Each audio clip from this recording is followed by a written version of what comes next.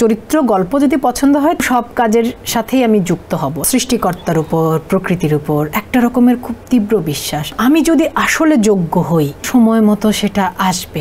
আমার নিজের প্রতি, আমার নিজের অর্জনের প্রতি আমার যে এত শ্রদ্ধা, সেটাকে আমি ভীষণ উপভোগ করি। বালুঘড়ি এবং উনাদিত্য হচ্ছে আমার বিয়ের আগে 7-8 শুটিং করা। গোয়া ফিল্ম ফেস্টিভ্যালে পুরস্কার পেয়েছে। প্রতিটি চলচ্চিত্রে আপনাকে চ্যালেঞ্জিং চরিত্রে দেখা যায়।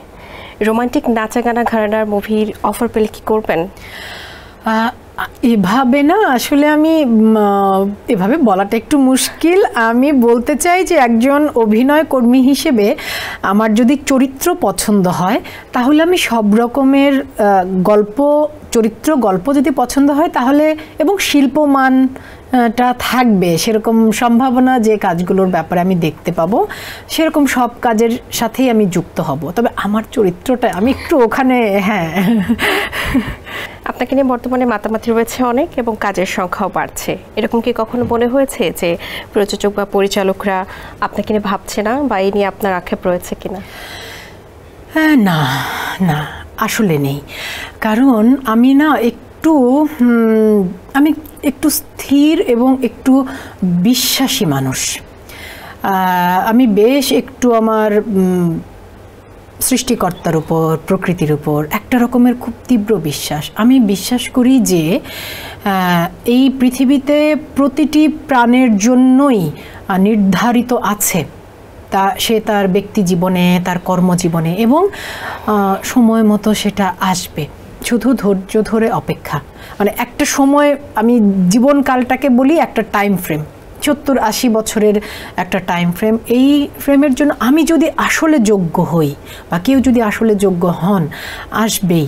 বরং অযোগ্য হয়ে বাড়তি পাওয়ার চাইতে, বাড়তি পাওয়ার যেই গ্লানিটা, ওটা খুব সুন্দর ব্যাপার না। ওই গ্লানির চাইতে আমি যে আমার জীবনের সকল কিছু আমার শ্রম এবং সততা দিয়ে অর্জন করেছি, আমার প্রতিটি অর্জনকে যে আমি এত ভালোবাসি, আমার নিজের প্রতি, আমার নিজের অর্জনের প্রতি আমার যে এত শ্রদ্ধা, সেটাকে আমি ভীষণ উপভোগ করি। এবং আমি আসলেই বিশ্বাস করি যে তিনি আমার জন্য রেখেছেন, আসবে, সব আসবে।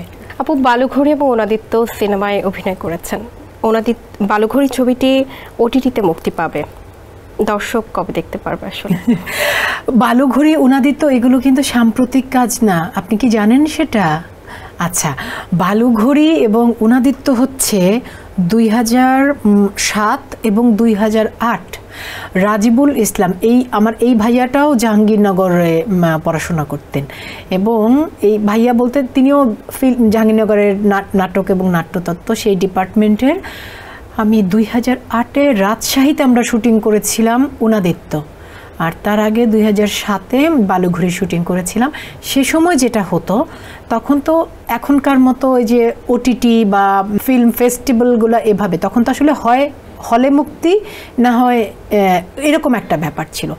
তো সেই সময়ের মধ্যে যে আবারও একই কথা, জীবন ঘনিষ্ঠ ছবি, বাজেট পাওয়া যায় না ঠিকমতো, বহু কষ্টে বানানো।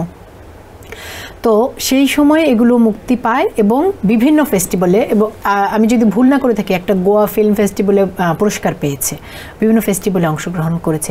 এখন যেহেতু OTT প্ল্যাটফর্ম এসেছে, এই সিনেমাগুলো সেই প্ল্যাটফর্মের জন্য রিলিজ হবে। এগুলো কিন্তু আমার বিয়ের আগে, মানে আমার বিয়ে হয়েছে 2008-9-এ, আর এগুলো 7-8-এ শুটিং করা। এসএমসির emergency contraceptive pill Norix one অরক্ষিত মিলনের 72 ঘন্টার মধ্যে এর একটি মাত্র পিল আপনাকে করবে টেনশন ফ্রি। এসএমসির নরিক্স ওয়ান, এক পিলের সমাধান।